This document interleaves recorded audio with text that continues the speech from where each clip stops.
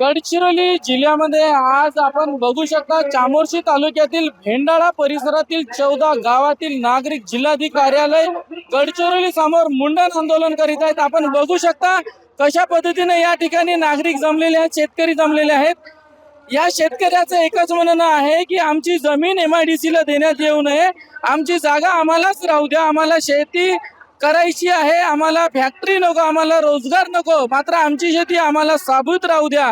आमच्या शेतीवरच आमचं जीवन जगणं आहे आणि शेतीच सर्व असल्यामुळे शेतकरी हा त्याचं म्हणणं आहे की शेती ही आपण वर्षानुवर्ष पिढ्या करू शकतो, मात्र नोकरी ही किंवा कंपनी झाली की माल संपला की कंपनी बंद होणार, मग आमचा पूर्ण रोजगार जाणार, आमची शेती बी जाणार आणि रोजगार बी जाणार, आम्ही बेरोजगार होऊ। म्हणून आज भेंडाळा परिसरातील 14 नागरिकांनी या ठिकाणी मुंडन आंदोलन केलेलं आहे। गणेश शिंगाडे, साम TV, गडचिरोली।